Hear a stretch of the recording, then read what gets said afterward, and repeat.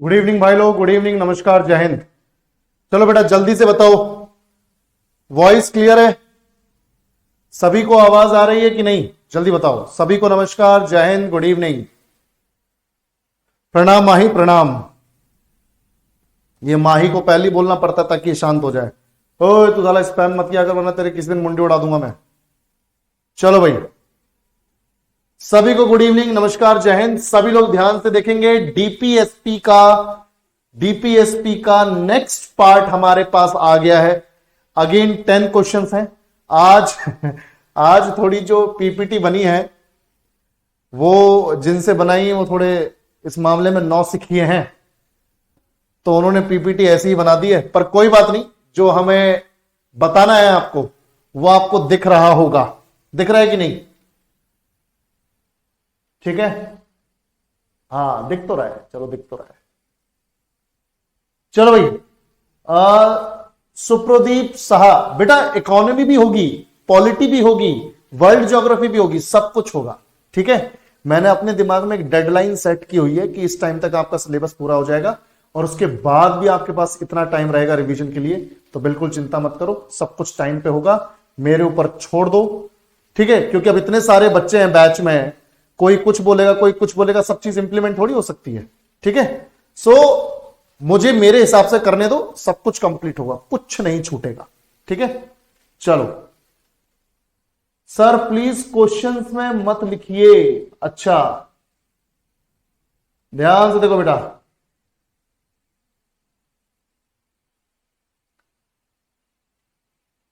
हाँ तो भाई यहां पर पहला क्वेश्चन देखो डीपीएसपी से रिलेटेड। अच्छा एक चीज बताओ, एक चीज बताओ, मैं यहां पे ज्यादा कुछ लिखूंगा नहीं, टेंशन ना लो, और लिखूंगा तो बड़ा साफ सुथरा लिखूंगा ताकि तुम्हारा क्वेश्चन भी दिखे और तुम्हें जो उसका एक्सप्लेनेशन है वो भी दिखे। ठीक है भाई, शुरू करें? एक बार रुक जाओ, थोड़ा सा, एक सेकंड रुक जाओ भाई, एक सेकंड रुक जाओ, जरा सा एक ग्लिच आ रहा है, बस 1 मिनट दो, बस ग्लिच आ रहा है, फिर क्लास शुरू करते हैं। जितना टाइम तुम्हारा वेस्ट होगा उतना आगे बढ़ाएंगे, टेंशन ना लो। 1 सेकंड।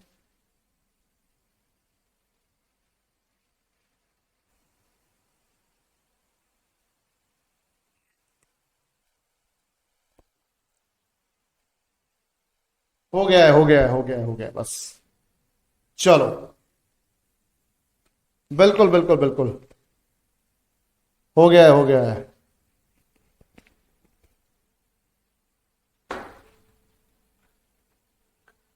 चलो बेटा, हो गया है ना? हाँ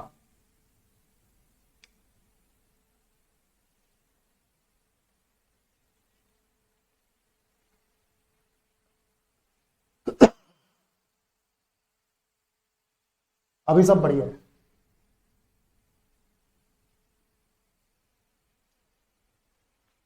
अब देखो भाई, यहां पर ध्यान से देखो, यहां पर सभी लोग, विच of the following statements is not true about the directive principles of state policy.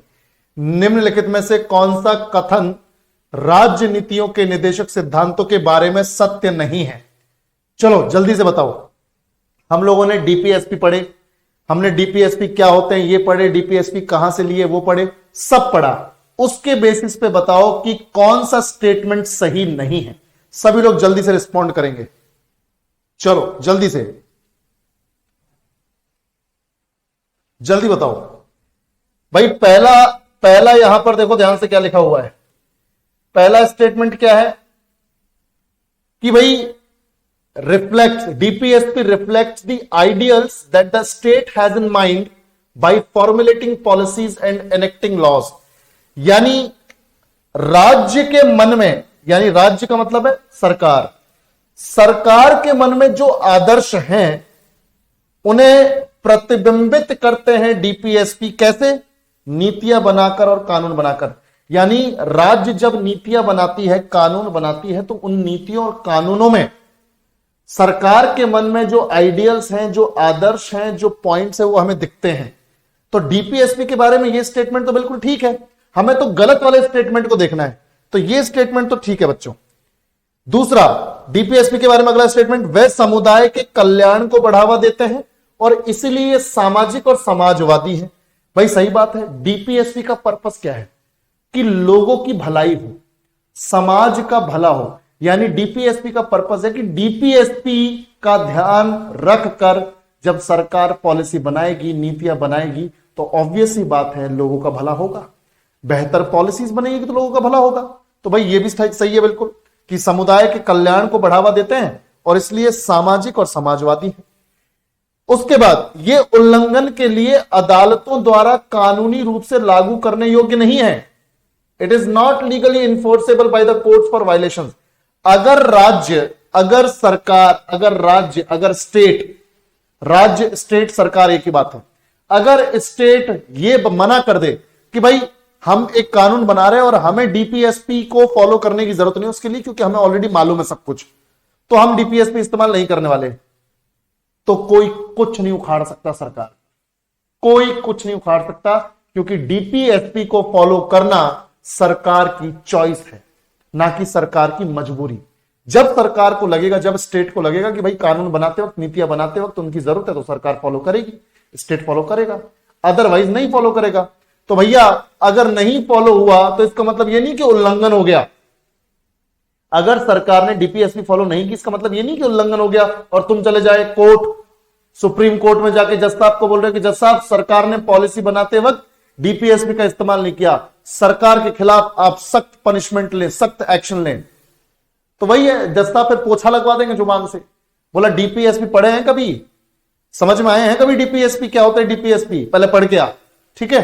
तो याद रखना कि पहली बात तो अगर इसका वायलेशन हो डीपीएसपी का, यानी सरकार ना माने नीतियां बनाते वक्त इन्हें, तो भी कोई दिक्कत वाली बात नहीं है, इनको कोर्ट के द्वारा लागू नहीं करवाया जा सकता। तो ये स्टेटमेंट भी सी हो गया, सी जो है वो सही हो गया। लास्ट में है कि they are enforceable on their own and do not require any law to implement them. वह स्वयं लागू करने योग्य है और उन्हें लागू करने के लिए किसी कानून की आवश्यकता नहीं है। डीपीएसपी ऑटोमेटिकली लागू हो जाते हैं, मतलब ऑटोमेटिकली सरकार के दिमाग में चले जाते हैं डीपीएसपी और ऑटोमेटिकली लॉ बन जाता है। ऐसा तो नहीं है भाई अपने आप लागू हो जाते हो और फिर कानून बन रहे, नहीं। सरकार की मर्जी है कब उसे यूज करना है डीपीएसपी को, कब नहीं करना। तो ये स्टेटमेंट गलत है। दिस डी स्टेटमेंट इज गलत, इज रॉन्ग, इज इनकरेक्ट, और यही हमारा आंसर भी है। तो option D is the incorrect option, ठीक है भाई, आंसर हो गया हमारा। तो याद रखना इसे किसी भी कोर्ट के द्वारा लागू नहीं करवाया जा सकता, यानी सरकार के साथ जबरदस्ती नहीं की जा सकती कि सरकार इन्हें इस्तेमाल करे, सरकार की चॉइस है। Next question, article 36 to 51 are listed under which of the following headings of the Indian constitution. अनुच्छेद 36 से 51 भारतीय संविधान के निम्नलिखित में से किस शीर्षक के अंतर्गत सूचीबद्ध है? जल्दी बताओ सभी लोग, जल्दी बताओ। 2-3 क्वेश्चंस हैं ऐसे बढ़िया बढ़िया वाले। बिल्कुल, तो तुम सब जानते हो बेटा, तुम सब जानते हो कि पार्ट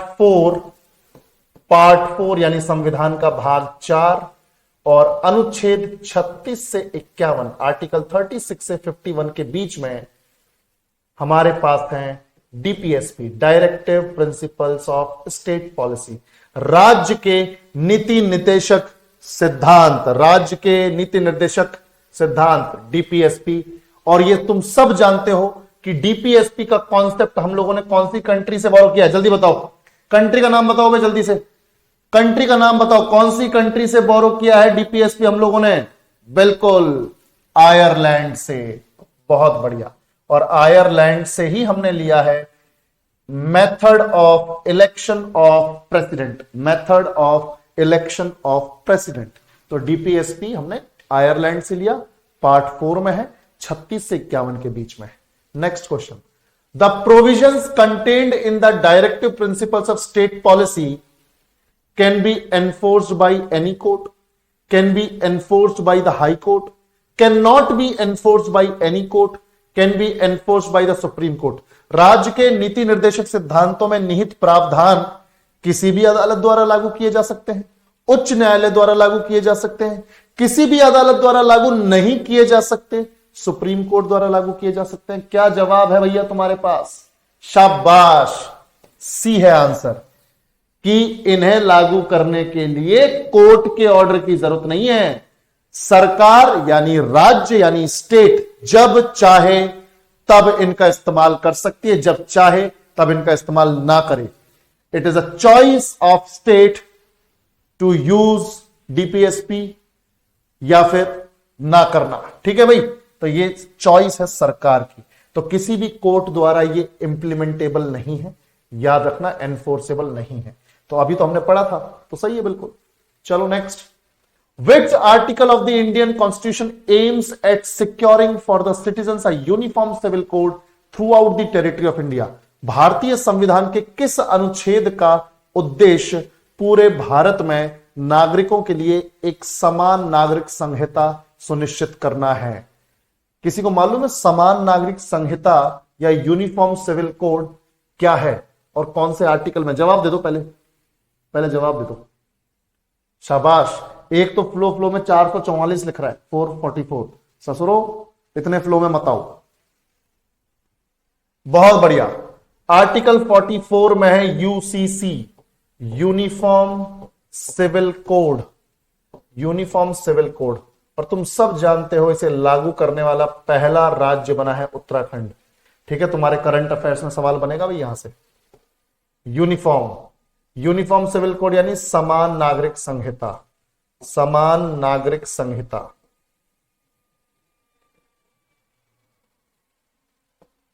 समान नागरिक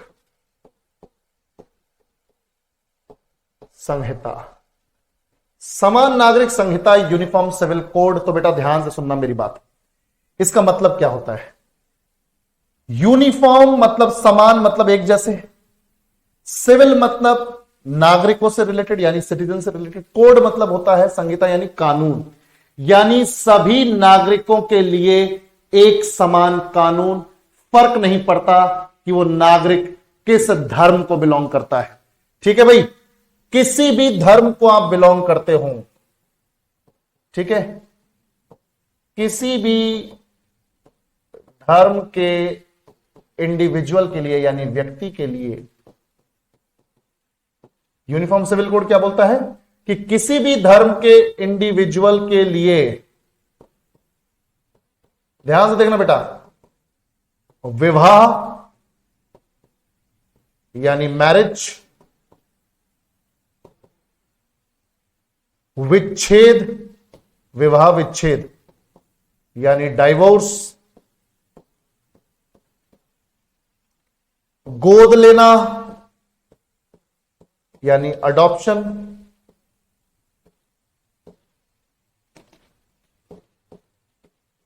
और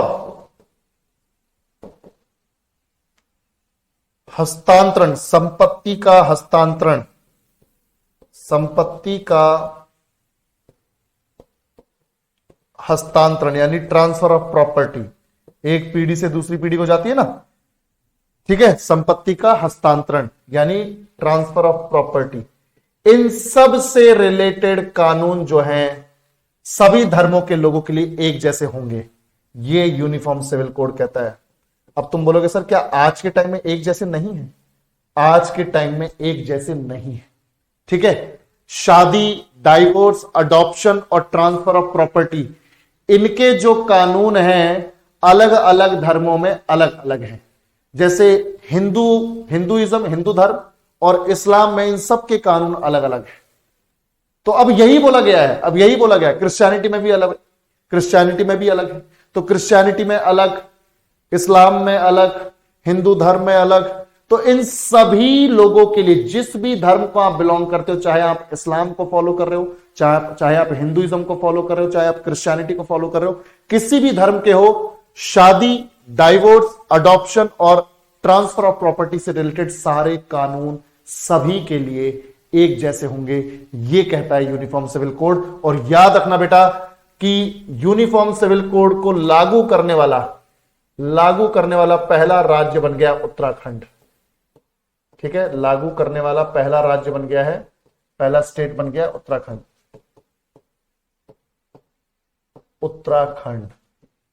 क्लियर है बच्चों? चलो, तो आर्टिकल 44 तो हमें पता चल गया क्या है। 47, 43, 46 में क्या है? हमने तो कल भी पढ़ा था, जल्दी बताओ। आर्टिकल 43 में क्या है, कोई बता सकता है क्या? आर्टिकल 43 में मैंने कल भी बताया था, बताओ जल्दी से सभी लोग, सब लोग बताओगे भाई, ठीक है? दोनों तरफ कमेंट देख के बोल रहा हूं मैं, जल्दी। 43 में क्या है बताया तो था यार, कल बताया था, लिविंग वेजेस, याद है? सरकार के अंडर जितने भी लोग काम कर रहे हैं उनको लिविंग वेजेस तो मिले, कम से कम इतनी सैलरी तो मिले कि उनकी एक डिसेंट स्टैंडर्ड लाइफ हो सके। मैंने बताया था ना कल, डिसेंट स्टैंडर्ड लाइफ हो सके, और मैंने तुम्हें बताया था सरकार ऐसा काम कर रही है, बढ़िया सैलरी दे रही है ग्रुप डी वालों को भी, तो कोई दिक्कत ही नहीं है। तो लिविंग वेजेस तो मिल रहे हैं, बढ़िया मिल रहे हैं सरकार की तरफ से। और 43 में एक चीज और थी, living wages plus decent standard life के अलावा मैंने बताया था कि रूरल एरियाज में कॉटेज इंडस्ट्रीज, रूरल एरियाज में कॉटेज इंडस्ट्रीज को प्रमोट करे सरकार। रूरल एरियाज में कॉटेज इंडस्ट्रीज, कॉटेज समझते हो ना, जब लोग घरों में ही सामान बनाने लगे, रूरल एरियाज में कॉटेज इंडस्ट्रीज को प्रमोशन मिलना चाहिए। बड़ी इंडस्ट्रीज तो इधर आ नहीं रही है गांव में, तो छोटी इंडस्ट्री जैसे बास्केट वगैरह बनाना, लाख की चूड़ियां बनाना, बैम्बू से कुछ और बनाना, चटाई वगैरह बनाना, है ना, कारपेट वगैरह बनाना, पोल्ट्री वगैरह का काम, तो ये सब कॉटेज इंडस्ट्री का पार्ट है। तो आर्टिकल 43 क्या बोलता है? आर्टिकल 43 क्या बोल रहा है कि एक तो सरकार के अंडर जितने भी लोग हैं उनको लिविंग वेजेस मिले ताकि उनकी लाइफ डिसेंट स्टैंडर्ड वाली हो जाए, ठीक है, बढ़िया लाइफ हो जाए। और दूसरा, ग्रामीण क्षेत्रों में जो कुटीर उद्योग हैं, कॉटेज इंडस्ट्रीज हैं, कुटीर उद्योग, उनका विकास होना चाहिए। बाकी 43 के बाद 47 में क्या है, कोई बता सकता है? 47 में बताओ भाई जल्दी से, 47 में क्या है? सभी लोग नहीं पता? मैं बता देता हूं 47 में क्या है। 47 में दो चीजें, एक तो नशीले पदार्थों पर रोक लगनी चाहिए, नशीले पदार्थों पर, नशीले पदार्थों और शराब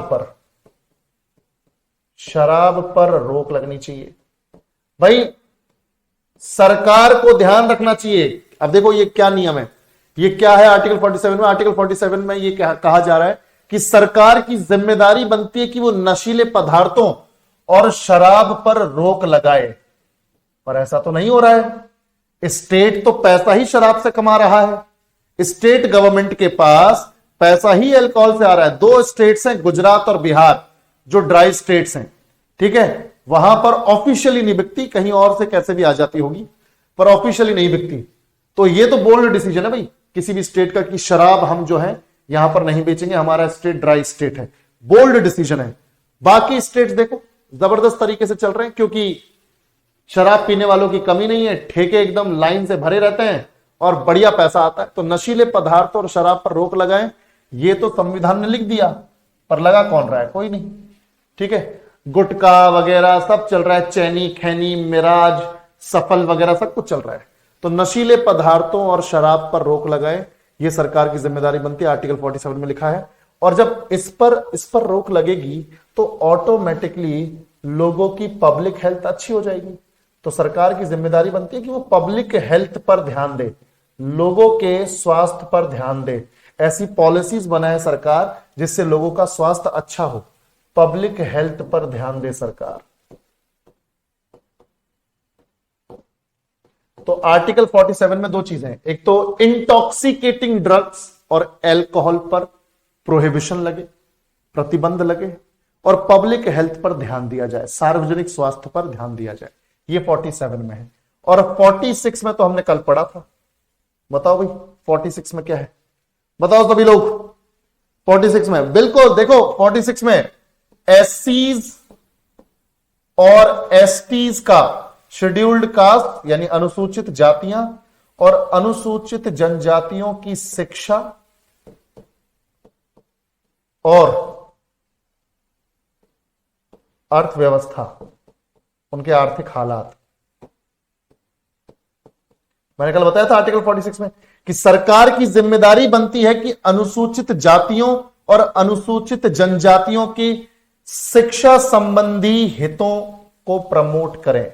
शिक्षा संबंधी हितों को और उनके आर्थिक हालातों से रिलेटेड जो हित हैं उनको प्रमोट करें, उनका ध्यान रखें, हितों का ध्यान रखें। तो सरकार ध्यान रख रही है भाई, आरक्षण वगैरह दिया है कि नहीं दिया है, बढ़िया तरीके से दे रखा है, तो हितों का ध्यान सरकार रख तो रही, तो आर्टिकल 46 में है। ठीक है, तो ये सारा का सारा हमारा हो गया और आंसर है हमारा 44। तो तुम देख रहे हो एक ही क्वेश्चन में हमने 4 डीपीएसपी पढ़ लिए। ठीक है, आंसर हो गया 44। Next question, which article of the Indian constitution lays down directive principles of state policy on promotion of international peace and security. International peace and security, अंतरराष्ट्रीय शांति और सुरक्षा को बढ़ावा देने पर राज्य के नीति निर्देशक सिद्धांत को निर्धारित करता है। कौन सा आर्टिकल, मतलब कौन से आर्टिकल में यह लिखा हुआ है डीपीएसपी के कि सरकारों को स्टेट को ध्यान रखना चाहिए कि वो ऐसी पॉलिसी बनाए कि इंटरनेशनल पीस बना रहे और सुरक्षा बनी रहे। यानी सरकारों को सोच समझ के एक्शन लेना चाहिए और अंतरराष्ट्रीय शांति और सुरक्षा बनाए रखनी चाहिए। यानी अपने पड़ोसियों से ठीक ठाक संबंध बनाए रखो, ऐसी पॉलिसीज लेके आओ कि पड़ोसियों के साथ ठीक ठाक संबंध हो, और अगर बिगड़े हुए भी हैं तो हालात वहां ना पहुंचे कि युद्ध हो जाए। अंतरराष्ट्रीय शांति और सुरक्षा के लिए कौन सा आर्टिकल है, बताओ बेटा सभी लोग। बहुत बढ़िया, शाबाश, आर्टिकल 51। आर्टिकल 51 में है इंटरनेशनल पीस एंड सिक्योरिटी। और यहां पर यह भी बोला गया है, मैं यहां पे लिख देता हूं एक चीज, ध्यान से सुनना मेरी बात। एक तो अंतरराष्ट्रीय शांति और सुरक्षा है ना, यदि कॉन्फ्लिक्ट है भी दो देशों के बीच में, ध्यान से सुनना मेरी बात, यदि दो देशों के बीच में, दो राष्ट्रों के बीच में, दो नेशंस के बीच में, यदि दो राष्ट्रों के बीच में कॉन्फ्लिक्ट है, विवाद है यानी कॉन्फ्लिक्ट है, तो उसको रिजॉल्व कैसे किया जा सकता है। कितनी बड़ी बात बोली है, देखो, यदि दो राष्ट्रों के बीच में विवाद है तो उसे आर्बिट्रेशन के माध्यम से रिजॉल्व किया जाए। अब मैं बताऊंगा आर्बिट्रेशन क्या होता है। तो उसे आर्बिट्रेशन, इंग्लिश वर्ड है, आर्बिट्रेशन की सहायता से रिजॉल्व किया जाए, सहायता से खत्म किया जाए। विवाद है तो खत्म ही होगा, सुलझाया जाएगा। अब तुम बोलोगे सर ये आर्बिट्रेशन क्या होता है, ये क्या अंग्रेजी वर्ड यूज कर लिया आपने। बेटा आर्बिट्रेशन का मतलब होता है मध्यस्थता, बीच बचाव करना। जैसे मान लो तुम्हारे दो दोस्त भिड़ रहे हैं, तुम 3 दोस्त का ग्रुप है, 2 दोस्त आपस में बातों में एक दूसरे को छेड़ने के चक्कर में लड़ गए और अब एक दूसरे को कूट रहे हैं।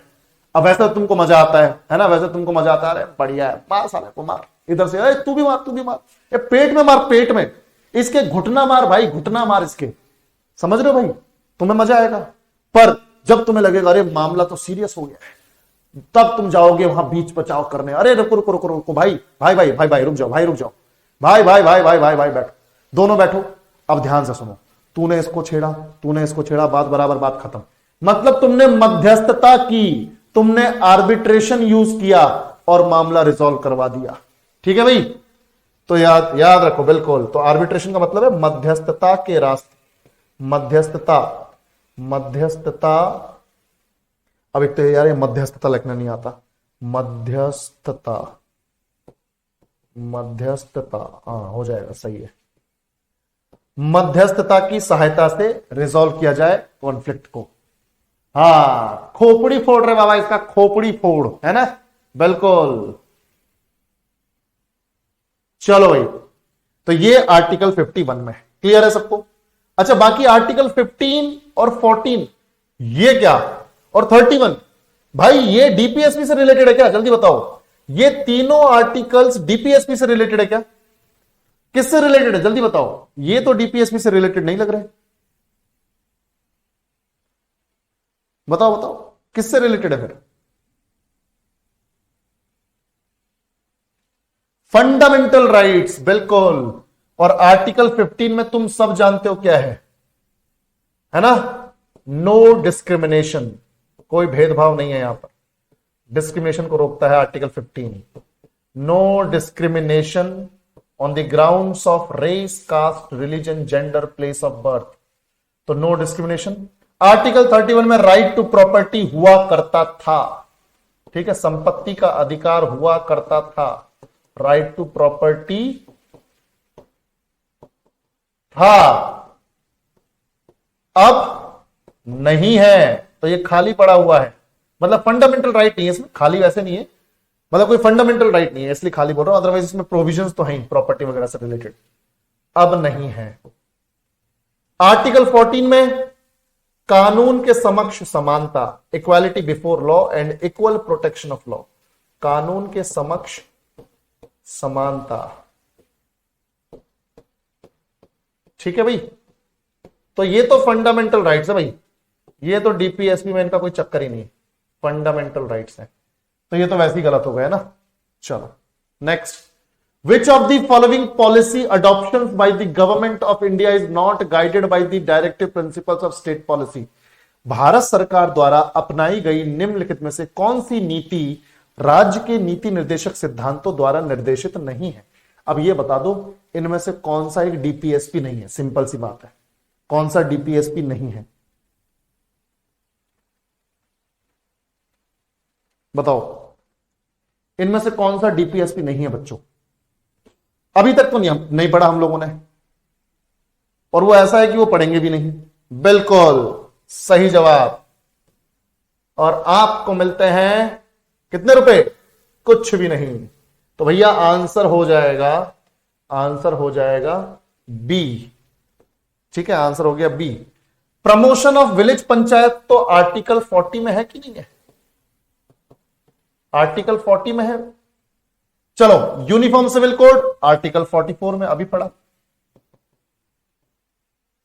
Prohibition of consumption of alcoholic liquor, हाँ, prohibition of consumption of alcoholic liquor, मैंने अभी बताया इंटॉक्सिकेटिंग ड्रग्स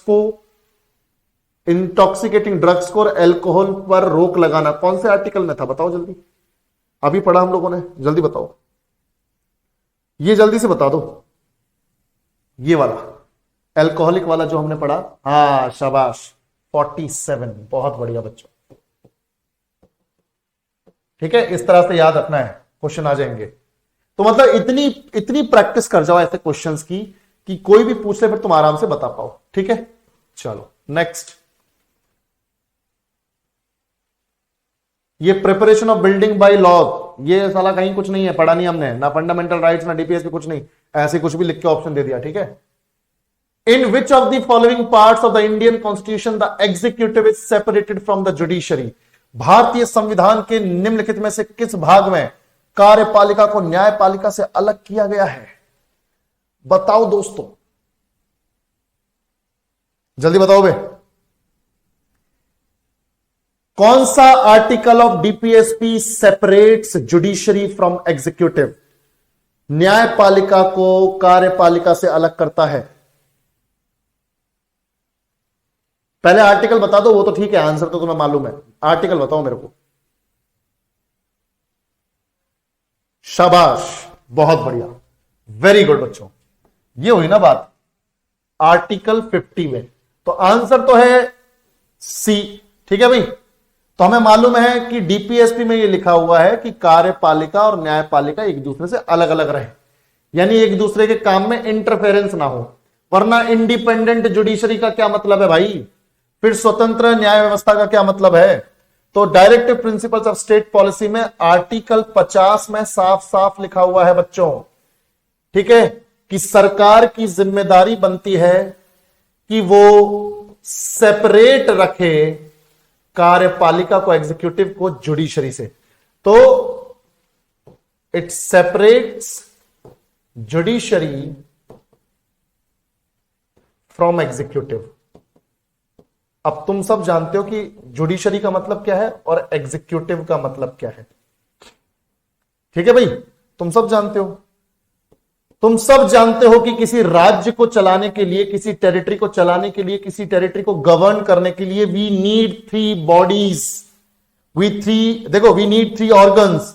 कौन कौन से ऑर्गन्स हैं? एक तो है लेजिस्लेचर, जिसका काम है कानून बनाना, लेजिस्लेचर यानी विधायिका, लेजिस्लेचर यानी विधायिका। इसका काम क्या है भैया? कानून बनाना, लॉज फॉर्म करना, कानून बनाना। एक है अपने पास एग्जीक्यूटिव, जिसका काम है उन कानूनों को एग्जीक्यूट करना, इंप्लीमेंट करना। तो कार्यपालिका, एग्जीक्यूटिव मतलब कार्यपालिका, जिसका काम है एग्जीक्यूट करना, कानूनों को लागू करना, इंप्लीमेंट करना। और तीसरा है अपने पास जुडिशरी। जुडिशरी का काम है जो भी उन कानूनों का पालन ना करे उनकी ऐसी तैसी करना, ठीक है, उनको पनिशमेंट देना, उनको सजा देना। तो ये न्यायपालिका का काम है।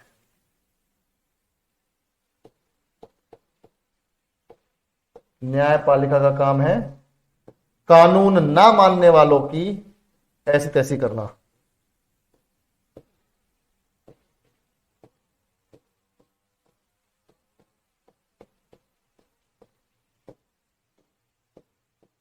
और ऐसी वही लिख रहा हूं, बताओ, मारने, कानून ना मानने वालों की ऐसी तैसी लिख रहा था मैं, को पनिश करना, ना मानने वालों को पनिश करना।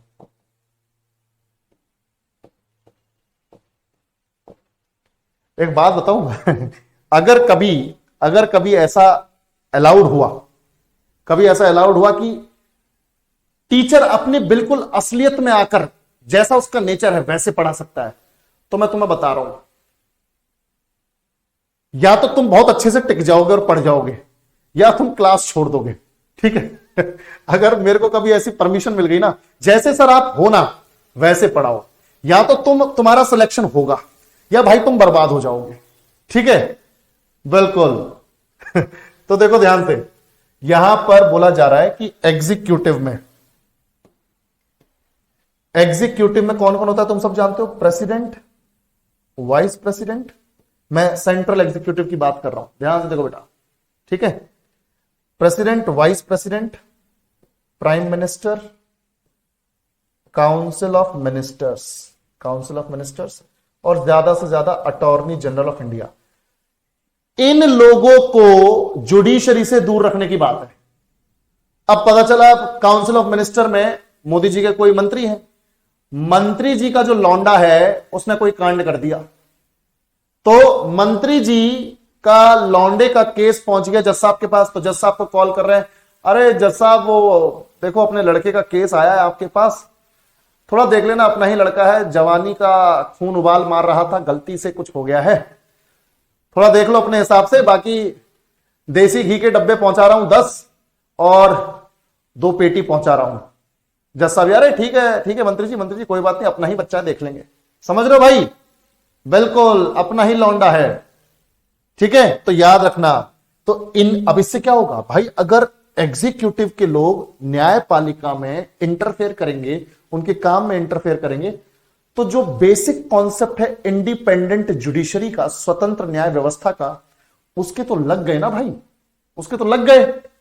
कहां रही इंडिपेंडेंट जुडिशरी? संविधान की तो ऐसी तैसी हो गई यहां पर। फिर तो बस संविधान की ऐसी तैसी ना हो, जुडिशरी की ऐसी तैसी ना हो, इसीलिए बोला गया आर्टिकल 50 में कि भैया एग्जीक्यूटिव को जुडिशरी से अलग करके रखो, ठीक है भाई? बिल्कुल बिल्कुल, इतना समझ में आ गया? तो ये हो गया अपना ये वाला question. Next, which of the following articles consists of equal pay for equal work for main and women? चलो ये बता दो तो मजा आ जाए यार। निम्नलिखित में से किस अनुच्छेद में पुरुषों और महिलाओं के लिए समान काम के लिए समान वेतन शामिल है? देखो आर्टिकल 31 तो अपना वो राइट टू प्रॉपर्टी से रिलेटेड है, पर अब राइट टू प्रॉपर्टी तो रहा नहीं, तो इसको तो हटा दो, ये तो अपना डीपीएसपी नहीं है। बाकी इनमें से बताओ, कंफ्यूज हो रहे हो? 39 और 39A में है ना भाई? 39 होगा आंसर। क्या होगा? 39 आंसर होगा बच्चों, 39। तो आर्टिकल 39 में लिखा हुआ है कि चाहे मर्द हो यानी पुरुष हो, चाहे महिला हो, औरत हो, अगर दोनों एक ही जगह पर काम कर रहे हैं, एक ही पद पर काम कर रहे हैं, एक ही टाइम पर उन्होंने भर्ती अपनी करवाई है, तो इसका मतलब यह है कि उनको सैलरी इक्वल काम के लिए इक्वल ही मिलेगी। भाई सरकार की जिम्मेदारी बनती है, यहां पे साफ साफ लिखा हुआ है आर्टिकल 39 में कि सरकार की जिम्मेदारी बनती है कि चाहे मेन हो या विमेन यानी महिलाएं हो, अगर ये एक जैसा काम कर रहे हैं, एक जैसा काम कर रहे हैं, इक्वल वर्क कर रहे हैं, तो पेमेंट भी इक्वल ही होगी, इक्वल पेमेंट मिलेगी उन्हें। पर तुम देखो सरकारी काम में तो ठीक है बिल्कुल। अब यार तुम में से कोई मान लो, तुम में से कोई स्टेशन मास्टर बनता है, तुम में से कोई स्टेशन मास्टर बनती है, तुम में से कोई अगर कल को एसएससी का एग्जाम देके तुम में से कोई इनकम टैक्स इंस्पेक्टर बनता है, कोई इनकम टैक्स इंस्पेक्टर बनती है, तो सरकार भेदभाव थोड़ी करेगी कि भाई ये बच्ची है, ये लड़की है, इसकी फिजिकल एफिशिएंसी कम है तो ऐसा करो इसको जो इसकी सैलरी है वो थोड़ी कम कर दो, लड़का ज्यादा एफिशिएंट है उसकी सैलरी ज्यादा कर दो। ऐसा कुछ नहीं है। Equal work, main and women की इक्वल पेमेंट, सरकार के यहां तो यही नियम है। ठीक है, कोई डिस्क्रिमिनेशन नहीं है जेंडर पर बेस्ड। पर हां, प्राइवेट सेक्टर में आप देख सकते हो कि महिलाओं को थोड़े कम पैसे दिए जाते हैं। मैं एमएनसी की बात नहीं कर रहा हूं, मल्टीनेशनल कंपनी में तुम बोलोगे अरे सर एमएनसी में तो कई बार लड़कियों को भी हाई पैकेजेस मिले हुए हैं, मैं उनकी बात ही नहीं कर रहा हूं। मैं बात कर रहा हूं प्राइवेट सेक्टर के ऐसे क्षेत्र की, ऐसे फील्ड की जहां पर लोग मजदूरी वगैरह कर रहे हैं, तो जहां आदमी को मजदूरी ज्यादा मिलेगी, महिला को मजदूरी कम मिलेगी। ठीक है भाई, पर सरकार के डिपार्टमेंट्स में ऐसा नहीं है, मेन और वुमेन हो, इक्वल वर्क के लिए इक्वल पेमेंट है। सरकार ने बहुत बढ़िया तरीके से इसको डील किया हुआ है। बाकी आर्टिकल 39A में क्या है आप सबको ये समझना चाहिए, free legal aid to the poor, free legal aid to the poor, free legal aid to the poor. अब मान लो किसी गरीब से गलती से, कोई बेचारा गरीब आदमी है, इकोनॉमिकली उसकी हालत ठीक नहीं है, कोई गरीब आदमी है, उसने अपने डिफेंस में गलती से अनइंटेंशनल तरीके से किसी का मर्डर कर दिया। कोई गरीब को मार रहा था, इतना मार रहा था कि उससे बर्दाश्त नहीं हुआ, उसने एक ईंट उठाई और सर पे मार दी और वो बंदा मर गया। तो गरीब ने अपने डिफेंस के लिए ये काम किया। अब वो इतना गरीब है बेचारा कि वो अपना वकील हायर नहीं कर सकता। तो ऐसे लोग जो अपने वकील हायर करने के लिए पैसे नहीं रख पाते अपने पास, जिनके पास पैसे हैं ही नहीं, तो ऐसे लोगों को, ऐसे गरीब लोगों के लिए सरकार क्या करे? तो 39 ये कहता है कि भैया सरकार की जिम्मेदारी है कि वो फ्री लीगल एड दे पुअर को। समझ में आ रही है बात? मुफ्त में कानूनी सहायता गरीब के लिए, मुफ्त कानूनी सहायता, यानी मुफ्त में वकील का प्रोविजन होना चाहिए, और वो है बिल्कुल। आर्टिकल 22 पढ़ा था हम लोगों ने फंडामेंटल राइट्स में, याद है? वो हम लोगों ने देखा था, फ्रीडम प्रोटेक्शन अगेंस्ट अरेस्ट, जिसमें अगर आप प्राइवेट वकील हायर कर सकते हो तो करो, नहीं कर सकते तो सरकारी वकील ले लो। ठीक है, बिल्कुल। माही गुप्ता, ये जो चाइनीज और जापानीज में जो भी लिख रहे हो ना बेटा, तुम लिख रहे हो हम बोल देंगे। चलो, तो 39A में हम लोगों ने ये पढ़ लिया, free legal aid to the poor. 39 में मैन एंड वीमेन को इक्वल वर्क इक्वल पेमेंट। और आर्टिकल 41 तो तुम सब जानते हो, हम ऑलरेडी पढ़ चुके हैं। याद है 41? बताओ क्या था 41? अरे वही तो था, कल डिस्कस किए थे, राइट टू एजुकेशन। भाई सरकार को एजुकेशन पर पॉलिसी बनाते वक्त ध्यान रखना चाहिए कि जनता के पास राइट टू एजुकेशन है, जनता के पास राइट टू वर्क है, जनता के पास राइट टू पब्लिक असिस्टेंस है। मैंने बताया था आप सबको कि सरकार जब भी शिक्षा संबंधी कोई नीति बनाए तो ध्यान रखे कि राइट टू एजुकेशन लोगों को मिला हुआ है। सरकार जब भी लोगों को रोजगार देने के बारे में सोचे तो उसको ध्यान रखना चाहिए कि लोगों को राइट टू वर्क मिला हुआ है, तो टाइम टू टाइम वैकेंसी निकालती रहे। और सरकार को यह ध्यान रखना चाहिए कि कुछ लोगों को सरकारी मदद की जरूरत है, जैसे विडो, जो गरीब विडो है उसको विधवा पेंशन मिलनी चाहिए। कोई बुजुर्ग है तो उसको ओल्ड एज पेंशन मिलनी चाहिए, जो भी 60 साल के हो जाते हैं उनको मिलता है कि नहीं मिलती? मिलती है ना, तो ओल्ड एज पेंशन मिलनी चाहिए। जो दिव्यांग लोग हैं, है ना, जो दिव्यांग हैं, डिसेबल्ड हैं, उनको आरक्षण वगैरह मिलता है कि नहीं मिलता? कोटा मिलता है। तो ये सब सरकार कर रही है, बढ़िया कर रही है। तो भाई ये हो गया अपना आर्टिकल 41। तो ये पूरा आंसर हो गया 39, आप सबको समझ में आ गया। बाकी भी आर्टिकल्स हमने कर लिए। Next, which of the new DPSP was added to the constitution through the 42nd amendment? तुम सबको मालूम है कि 42nd अमेंडमेंट 1976 में हुआ था। 42वां संशोधन हमारे संविधान में, 42nd अमेंडमेंट हमारे संविधान में, टाइम क्या हो गया रे? 5-4, बस एक लास्ट क्वेश्चन बचा है इसके बाद। 42nd अमेंडमेंट 1976 ने क्या किया था, मैं आप सबको बता रहा हूं। 4 नए डीपीएसपी ऐड किए थे। आर्टिकल 39 हम पढ़ चुके हैं, free legal aid to the poor. 39A, equal payment for equal work for man and women. फिर 43A में क्या है, और एक है 48A। 48A और 43A में क्या है, ये बता दो जल्दी से सभी लोग, बताओ भाई। मैं बता देता हूं, ध्यान से सुनो मेरी बात। 43A में इंडस्ट्रीज में, उद्योगों में, इंडस्ट्रीज के मैनेजमेंट में, इंडस्ट्रीज के प्रबंधन में वर्कर्स का पार्टिसिपेशन होना चाहिए, यह बोला गया है इसमें। यानी सरकार के अंडर जितनी भी कंपनियां हैं, जैसे ओएनजीसी है, एनटीपीसी है, एनटीपीसी कंपनी की बात हो रही है भाई, एनटीपीसी है, ओएनजीसी है, एसएआईएल यानी steel authority of India limited है। तो जितनी भी सरकारी कंपनियां, बीएचईएल है ना, भारत हैवी इलेक्ट्रिकल्स लिमिटेड, तो जितनी भी सरकारी कंपनियां, उसमें मजदूर तो होंगे, लेबर तो होंगे। तो सरकार की जिम्मेदारी बनती है कि अपने अंडर जितने भी उद्योग हैं, तो उसमें जो वर्कर्स काम कर रहे हैं उनका मैनेजमेंट में पार्टिसिपेशन हो। तो यूनियन लीडर वगैरह होते हैं कि नहीं होते इंडस्ट्रीज में? सारे वर्कर्स जो हैं वोट डालते हैं, अपना यूनियन लीडर चुनते हैं। यूनियन लीडर वर्कर्स के बिहाफ पर सरकार से या जो भी कंपनी का मालिक है उससे बातचीत करता है। मान लो दिवाली बोनस चाहिए, तो यूनियन लीडर जाएगा दिवाली बोनस मांगने के लिए मालिक के पास कि सर सभी मजदूर चाहते हैं कि उन्हें दिवाली बोनस दिया जाए 10-10 हजार रुपए।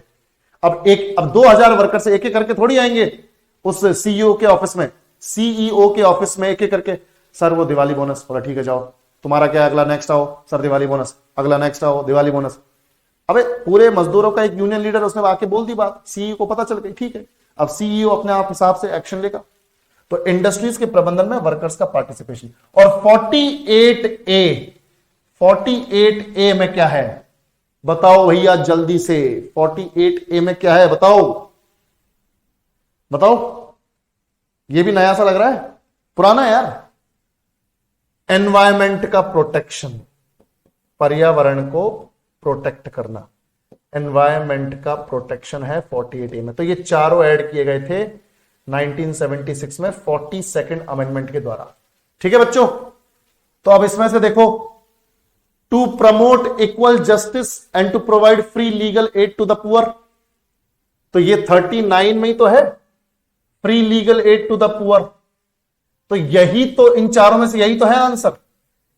एक बताना है तुम्हें, जो नया वाला ऐड हुआ है तो पहला ही है, बाकी 3 तो ऑलरेडी है। ठीक है, बाकी 3 तो ऑलरेडी है, जैसे promote international peace and security between nations, article 51। State need to minimize inequalities, income, status, facilities and opportunities. बताओ भाई, ये तो पूरा का पूरा हो जाएगा भैया सोशलिस्ट प्रिंसिपल्स में। कौन सा हो सकता है? State need to minimize inequalities, income, status, facilities and opportunities. हाँ, ये शामिल हो जाएगा 40। अच्छा ठीक है, ये हो जाएगा 38 में, जहां पर हर तरह का जस्टिस मिले और उन जस्टिस में इनइक्वालिटीज खत्म हो जाए, इनकम की, स्टेटस की, फैसिलिटीज वगैरह सारी मिले। Prohibit the consumption of intoxicating drugs. अच्छा देखो, इंटॉक्सिकेटिंग ड्रग्स और ड्रिंक्स अभी हमने पढ़ा था, आर्टिकल 47। ठीक है भाई, तो ये आर्टिकल्स पता होने चाहिए आप सबको। चलो next, in India which of the following is the Gandhian principle of directive principles of state policy. Bharat में निम्नलिखित में से कौन सा राज्य के नीति निर्देशक सिद्धांतों का गांधीवादी सिद्धांत है? अगर गांधी जी को जानते हो तो गांधी जी के विचारों से मिलता जुलता कुछ है इधर पे। गांधी जी एक बात हमेशा बोलते थे कि देश का विकास तभी हो सकता है जब गांव का विकास हो। और गांव का विकास कैसे होगा? गांव का विकास तब होगा जब पंचायतें मजबूत होंगी, ग्राम पंचायत का प्रावधान होगा, तब होगा गांव का विकास। बताओ। वेरी गुड, ठीक है, हिंट तो मिल ही गया था तुमको। ससुरे तेज हो रहे हो। ग्राम पंचायत का आयोजन करना, यह गांधीयन प्रिंसिपल है, यानी गांधीवादी विचार से रिलेटेड है। और ये कौन से आर्टिकल में है? आर्टिकल 40 में।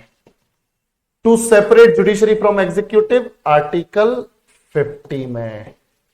To secure uniform civil code, article 44 में। ठीक है भाई, चलो। तो इस तरीके से हमारा आज का सेशन यहीं पर खत्म होता है बच्चों।